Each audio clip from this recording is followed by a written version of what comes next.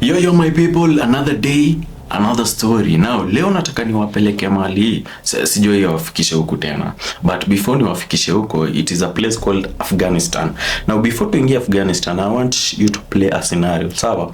Now imagine when mse wa military na umepostiwa mahali there is an active war.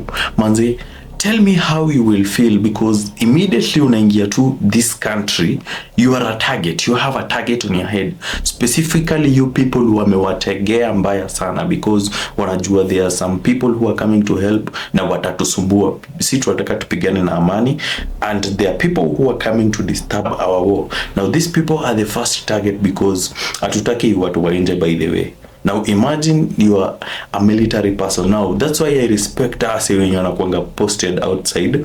Si kwenda kuchokoza watu, but we imagine tu umepostiwa mahali kuna vita.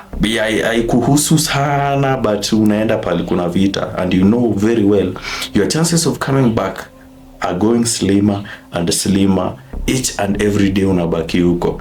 Now nataka niwafikishe huko Afghanistan, but before we do that, please hit the subscribe button, like the video, comment the video, and please tell the people who love the stories wafike hapa mbio mbio, si ndio? Now let's get into today's story.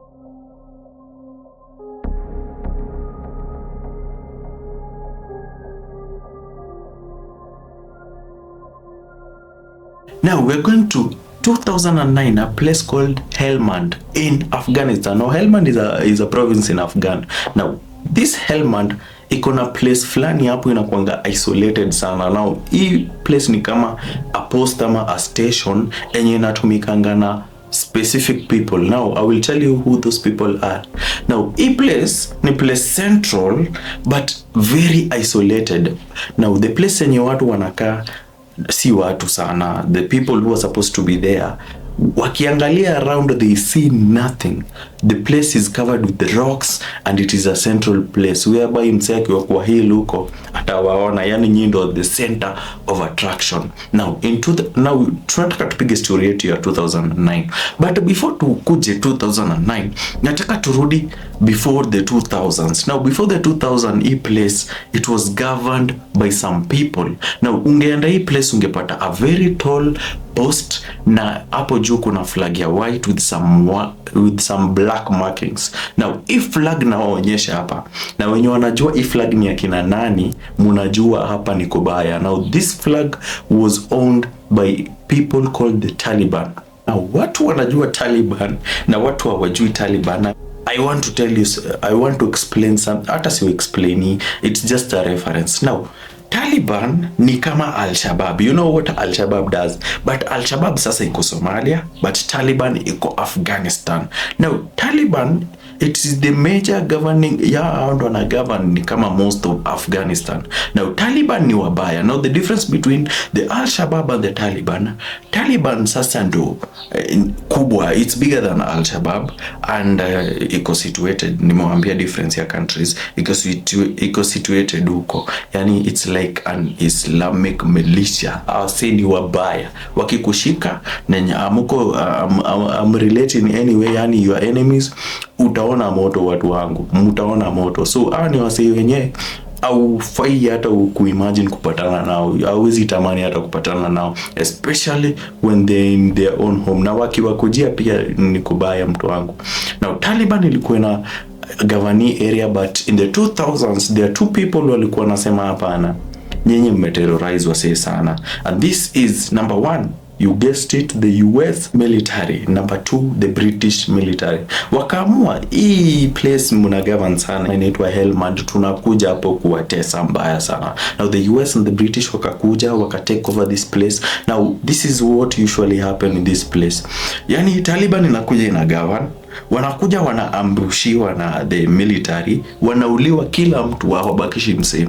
Now let's say the Britain wame take over, the Britain military may take over. Kidogo after some time the Taliban wanapanga mikakati yao, wanakuja wanaambush, wanaua kila US soldier hapo, wana take over inakuwa sasa ya Taliban. Now this was what was going on back and forth, but in the 2000 ilikuwa established as a base sasa, like an operating base ya Britain and the US. Now kitu yenye walikuwa nafanya ni wana alternate, yani Britain military inakuja ina take over hapa for 2 months, inakuja ina observe, alafu then after 60 days the military ya US inakuja ina take over for another 60 days. Yani walikuwa wanafanya substitution. Now this place ilipewa jina fulani whereby it was called OP Rock. What does OP Rock stand for? Observational Post Rock. Now the reason ilipewa jina Rock ni kulikuwa na rock formation mingi hapo, that's why it was given the name Rock, but the OP stands for Observation Post ama Observation Point Rock. Now this place tunarudi sasa 2009 penye story yetu inaanza. Na 2009 US Marines imejipanga pale na their 8 crew members wamepiga magwanda zao hapo, mbeba masilaha zao zenye zinawafaa na wanafaa waende OP Rock. Wanaenda kufanya nini? They are going to relieve the Britain military of duty, waende wapige hapo kambi yao for 60 days. Now wasenye wanaenda huko wako na main base, yes, but hii place wanaleta tu watu kiasi just for observation. Yeah, they were observing the activities zenye Taliban inafanya to avoid yani escalation of war. Now these people wamefika pale, Britain military wanakaa wamechapa, wamekaa only 60 days but wamebeat ajabu. Unashanga asa wamekaa only 60 days lakini wamebeat hivi. Irada ni gani? But the Britain military wanaambiaje the 8 Marines wenye wamefika, watu wangu hapa ni kungori, but sasa sisi tutawapea tu information kidogo and we will give you a warning. Hapa ukika the 60 days inakanika umekaa miaka mingi sana, and one thing you shouldn't do while you are here, please, ukipata kitu mahali na iwahusu, uende uchimbue kitu mahali na haiwahusu, please rudisheni hiyo kitu penye mmepata, because msiporudisha mutakapitia design amjaiona. Now what usually happens ni when the US other people wakiwa substituted hapo, wanakuja wanapewa ni kama ka benchmarking, mnaonyeshwa mfai muende hivi, huku kuna ma IDs, mkikanyaga pale wameseti ma traps, mkienda huku mtaonekana, mkika design fulani wase maybe wanataka kuambush, watawacheki. Now this was supposed to happen, but the Britain military haikuwapea hiyo kitu. Ikawaambiaje, nyisi ni wanoma, si atubaki hapa mtu wangu, vitu tumekiona huku hatutaki hata kubaki one more day. Now the Britain military left, na wenye walikuwa wamebaki in this OP Rock area was the US Marines. Now US Marines ni wanoma, mnajua Marines nyinyi, US Marines ni wanoma, but Kenya kinaoenda kuwafanyikia mtaona yenyewe hapa. This place was really hectic. Now asa wamebaki peke yao hapo, na ujue usiku nyinyi ndo target, hata si usiku na mchana, but usiku ndo mnaogopa sana. Nyinyi ndo target because the whole area is governed by the Taliban. Now Taliban can ambush you anytime, so lazima mkae rada. Now during this operation ya command this area, there is always one person who is posted at night, yani yeye ndo anapiga surveillance. Nyinyi mmetulia huko, akiona any suspicious activity ndo anakuja na alert huko, maybe mmelala mnapiga shughuli yenu huko, anawaambia mnakaa rada. Now when it gets too bad, mutapiga the main base itume backup. But before wafike, nyinyi mko rada tu, mnajaribu ku keep away, mnajaribu ku keep yourselves alive, unacheki. Now this moment came, the 60 days inaanza. Waliambiwa aje, when you get something anywhere, please mrudishe tafadhali. Now tunataka tupe mtu mmoja jina, tutampea jina Musa. Now Musa yeye amepigwa night duty. Now night duty yako pale main base pale, anaangalia na piga surveillance yake vizuri, akijaribu kuangalia tu maybe tunaweza kuwa ambushed hapa, so yeye ako rada mbaya, yanapiga ma surveillance yake hapo, wazee wako huko chini wamechill, but something weird starts to happen. Now this area wanakuanga na radio fulani zenye zinalianga, alafu unasikia msia na bongo huko. Now this radio inakuanga accessed only by the people who are around this is the US, either military or the Marines, the people governing hapo wasi mko nao, anaweza access your station plus the main base, yani for communication. So hii kitu ikianza kulia, msikie mtu anaongea, you have to be 100% sure, yani you will be 100% sure ni mtu wenyu. Now this radio ikaanza kulia, ikaanza kupeana hiyo static noise. Now the person anategea ambiwe kitu either by the teammates or the main center, but Kenya inafuatia in this static ni language ingine haelewi, and this language is a Russian language. So anashanga yo nachezewa nini, but anajaribu kusema oh maybe it's a mistake or just a faulty radio, but is radio faulty sangapi? These people professionals, they are specific people wana deal na radio. So kitu kifanyika weird kama hiyo, it's either somebody is messing with you, teammate anacheza tu na wewe, ama mtu ame infiltrate your signal. Now msee akaona msee penye niko maybe kuna shida ya network, akaamua miacha nilenge, but this kept on happening. So hata kitu yenye naongelewa kwa radio haski. Now anaenda na uliza teammates, mmejaribu kuni contact? No, si hatujajaribu ku contact, maybe ni main base. So wewe sikia tu Kenya anasema.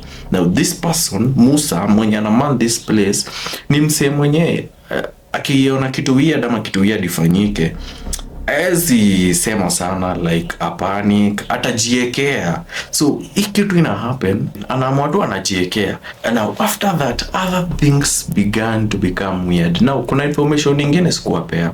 Now during the handing over ya British venye walipea the US Marines kuingia, kuna dogi fulani na kuanga hapo walikuwa wanakuanga wameipea jina the Ugly Betty. Sijui mbona aliita ugly, but ilikuwa inaitwa Ugly Betty. Now this dog is a professional dog, yani inaweza spot like kama kuna outsider anajaribu ku approach ya base, itapiga kelele hadi utoroke, either utoroke ama yuliwe.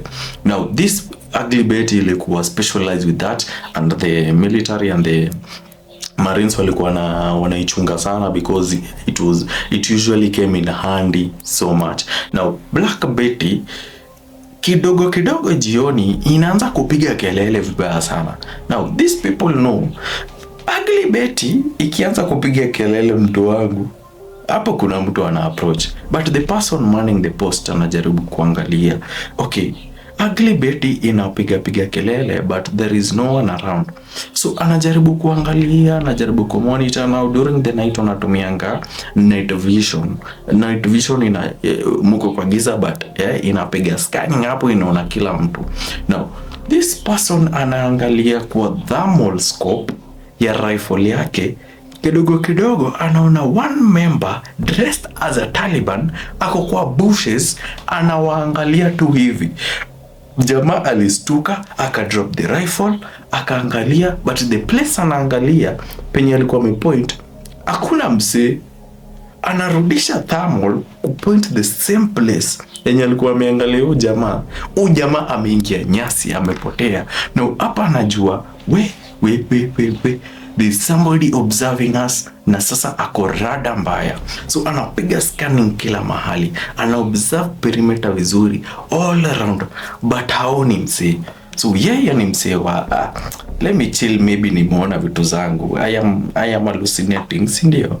Ugly Betty pia inaanza kupiga kelele tena, and he raises his scope again, but anafeel kama kuna mtu amekimbia kwa bushes. No, hapa ndo uoga ikaanza kuingia. Akaita teammates, akawaambiaje, mtu wangu, vitu na observe leo jioni, mtu wangu, leo ni kama ni kubaya, tunakujiwa watu wangu. Na kila mtu ameamka korada, and they are trying to observe each and every area, the place yenye wako, because wako katikati. Wakiamua kuambushiwa wanaweza kuwa surrounded. Now they are trying to look, but hakuna shit. Now teammates wanaambia ujamaa, mtu wangu, uko sure na kitu unasema? Jamaa anasema, mimi niko sure mtu wangu, I am very sure. Now this happened a lot, but ilikuwa ina happen specifically this guy called Musa. Now Musa ameweka hiki kitu kwa roho, anasema walai mimi nimeona wasee wakipita hivi. Nawaambia walai for real, because in the morning they checked the perimeter, hakuna msee. Now they were saying like, Musa ni kama wewe, lala vizuri mtu wangu, ni kama uoni kitu. Now Musa kwa roho yake anasema hapana, mimi nimeona hizi stuff, na kama si real people buda, mimi na hallucinate. Now during this their stay, wakamuaje, hawana kazi ya kufanya. Now the area kuna kuangana certain trenches penye vita ikianzia, mnaweza ingia in that trenches muanze ku return fire. Yani it's very hard for people to target you when you're in these trenches, but hizi trenches they are very shallow. Wanashanga hizi trenches ni shallow sana, so tutazi dig up then to make deeper trenches, ndo during returning fire tukue safe hapa ndani. Now the people who are free hapo wameenda, wameshika majembe zao, wameshika masilaha zao, wanaenda wanajaribu ku dig these trenches, but in the middle of digging these trenches wanapatana na bones inside these trenches. Now meaning hawezi enda deeper than that. Now wanajaribu ku dig another trench, another place, wanapatana na bones, wanashanga hapa ni wapi? Now wanakumbuka waliambiwa, if you dig anything out or find anything that I could concern, please return it where you found it. Now their mission ya ku dig this place ikwe deeper ilikuwa inauma nje, because all they could find is bones. Now you know the reason why kulikuwa na bones mingi hapa, because even the residents walikuwa nasema this place was like a burial place, na plus the war that was going on, wase wanauliwa tu wanaachwa hapo. Now this place was like a graveyard. Now their mission yenye walikuwa nataka kufanya hapo ya ku deepen the trenches ilioma nje, but the huge mistake that they did was digging out those bones, and yeah, walirudisha, but something weird started happening similar to what was happening to Musa. But Musa ndo alikuwa nakapitia sana. Now Musa ikifikanga shift yake anaanza ku feel some weird energy, like somebody is watching him, not from afar but from the station penye yako ako juu peke yake. Kidogo ana feel a tap on his shoulder, akipenduka anapata hakuna mtu. Then he started seeing weird things out there. Now during the night kwanza ndo alikuwa nakapitia sana, sijui mbona alikuwa nampea night shift sana, but that guy was capiteering. Now because he was dismissed the first time, alikuwa anawaambia anaona vitu weird, hakuwa anasema hizi vitu sana, alikuwa anaona tu watu wanapita dressed as the Taliban, but akiangalia with the naked eye aoni shit. So anaona it is just unnecessary kuambia wase. Kidogo anasikia whispers, msichana muisparia na mwambia eka bunduki chini. Anaeka bunduki chini, kupenduka aone mtu yote, akaona hapa ni kubaya mtu wangu, na mnisikii. So akaenda kwa superiors akawaambiaje, mtu wangu mimi naona vitu zangu ni kama ni mimi peke yangu, si ndio? So mimi Kenya nafanya, munipige tu transfer tafadhali, munipige tu transfer juu mimi Kenya nakapitia, maybe I am mentally unstable, but Kenya naona mimi nawaambia naona. No, wakubwa wakareconsider wakasemaje, Musa wewe tutakupiga transfer, sawa? Tutakupiga transfer venye unataka, because unataka hiki kitu ku affect sana. Now the 7 Marines wenye wamebaki hapo wanaangalia jamaa anasema kimekuramba, kimekulemea hapo, kona tu upigwe transfer. Musa anawaambia mimi naona vitu, nawaambia na mnisikii, so mimi acha nipigwe transfer. Ni kama mnasema imenilemea, ni sawa, imenilemea. Now the 7 others wenye wako wamepata these experiences wakaona ni kama huyu jamaa anatupanga, and the guy Musa akaenda. Now Musa ameenda, imebaki mtu 7, na mtu 7 wako wamesikia hii maneno vizuri sana. Now it was their time now to alternate and do other things. Now this was the time the real things started happening. Now the 7 people, all of them one by one walikuwa na experience similar things. Now wanaona ni kama there are people watching them, they feel like a presence of very many people watching them. They are feeling like ni kama tunaweza kuwa ambushed anytime. But all this that was happening was like paranormal stuff, because tunaona mtu pale, tukijaribu kuangalia vizuri tena huyu jamaa ameingia missing. Na ni kama tunaona vitu zetu, but ni kama Musa alikuwa anatuambia kitu na hatusikii. Now hatuwezi kuwa ati mse mmoja ndo anaona hii kitu, si wote tunaona. Now what was happening was becoming weird. Now they were trying to talk to the locals. The locals wanawaambiaje, hii place iko cast mtu wangu, hii place watu wamededi wengi, na mtaona vitu penye watu wengi hawaoni, watu wengine hawaoni, but si tumezoea. Now these people felt like hapana, this was not normal. So every day they were living in constant fear. Kidogo mwenye ako kwa manning post pale anasikia ni kama kuna msee anatembea nyuma yake, akiangalia nyuma aoni shit. Now days went by, ikakaribia time ya kuenda, but during this time wakiwa na a certain meeting tu hapo juu on the manning post, hapo usiku wakaanza kusikia ni kama one person raised his scope, na akiwa bado anapiga surveillance yake akaona msee mmoja hapo wa Taliban ameshika kabunduki fulani hapo, and he was poked, told the others, and the others wakakuja wanajaribu kuangalia waone msee, and the next thing they heard, mtu wangu, wakasikia tu a bullet flying close to them, the sound of a bullet, and followed by many other rounds. Yani they were under attack. So everyone ameanguka chini, wanajaribu kuuliza si wenye wanatuattack wako wapi, wanajaribu kuangalia hawaoni msee, wanajaribu kuangalia left right nyuma hakuna msee, but the gunfire I stop takuchungulia na kuwanoma tena. Now these people are trying to fight for their life, they're trying to communicate to the main base, wakuje waletewe backup, but kidogo hivi ile sound ya rocket launcher wanaisikia, wanajua is coming toward us, mtu wangu, ni kama tunadedi. Now they brace for impact, wanasikia impact but not where they are. Now they are trying to return fire, but after a few minutes it goes silent. This is during the night. Hapa wanajua silence does not mean wase wameenda, ase wanataka kurudi round 2. That was just a warm up. Na wametulia hapo chini wakingoja backup, na wakingoja a round 2 of fire, hata kuchungulia imekuwa ngori. So the person who is trying to look who is attacking them chungulia kidogo, akiulizwa okay, umeona hata mmoja? Si wajeona msee yoyote. Now they stay there till morning. Now morning time wameamka, wameona ni kama threat imeenda, and they are trying to look, wanajaribu kuassess the damages yenye ime happen in their base during the night attack, but kuangalia around hakuna damage yoyote. They're trying to look for bullet holes anywhere, hawapati any bullet holes anywhere. Rocket launcher ilitumwa ikakuwa na impact na mahali, wanatafuta hiyo place, hakuna kitu. Now the backup come, and the people, the 7 Marines, they are very spooked, wako very traumatized, because they are 100% sure that they were attacked that night. But proof iko wapi? Mumeita backup, proof iko wapi? Hakuna proof. Now hapa wakasema no, there's some paranormal activities happening here. Ni kama tuko na vita na ghost, mtu wangu, because every experiences we are having here is weird. Whispers, static radio inaongea different languages. We are seeing people who are not there, and wakasema okay, watu wangu, ni kama tunapigana tuna ghost hapa, because what we experienced yesterday night was real experience with everyone who was here, the 7 of us, na sisi tumekataa.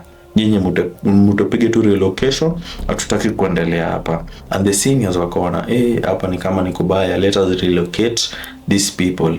But what they experience, they were traumatized, but ni kama hii place was cursed, because after us wamepigwa relocation pale, most of them died. The commanding officer yeye mwenyewe pia likapitia, and this OP rock area, the people who manned the area, including the British military, wanasema that this place, vita yenye mnaenda kupigana, not physical, mtu wangu, it is not physical. This place is not normal. Now many people wanajua that this OP rock area is a cursed area, na ndio waonyesha hiyo OP rock wenye inakaa, and people are saying that there are lost souls there. Yani the people who are fighting, kuna wasi wanasema they have encountered that kuna military people huko, and they are just roaming around trying to find where they can rest at last, because millions, very many people died in this area, and that's why it is haunting the military personnel, hata residents around, and wanasema ni normal, ni kama wamezoea hiyo stuff huko. Now this place is a nightmare for soldiers. Hapo unatoka ukiwa very much traumatized. Now people who when walikuwa na doubt, the people who are there when walikuwa na doubt, will experience this thing firsthand, na wakasema they don't want to experience that stuff again. Unajua military people wana experiencing vitu zingine weird, you don't know where you're going. So some things unaenda ni spiritual, unaenda unapata na vitu spiritual, vitu zingine unarudi nazo, vitu zingine yani unaweza kaa kwa nyumba una imagine whatever you are going through mpaka una run mad. That's why people who come out of war need therapy. They need therapy, constant therapy, ama msee mwenye anaweza washikilia emotionally, because what these people go through, sisi imagine kupostiwa Afghan. Imagine hata mimi kuenda tu Afghan tu without being posted, tuseme mimi ni tourist, I will be scared mtu wangu. Unaweza imagine tu rocket launcher tu imetumwa tu side yako tu just for fun ati wana test. So that was the story of Opirok.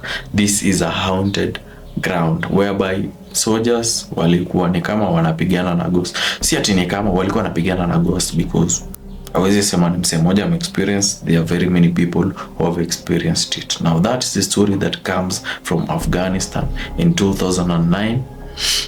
Tunafaa tupige trips, hata tutembeange tuonange hizi place, ndio? Kama uko na suggestion ya trip yenye tunafaa tuende mahali, wake up kwa comment section.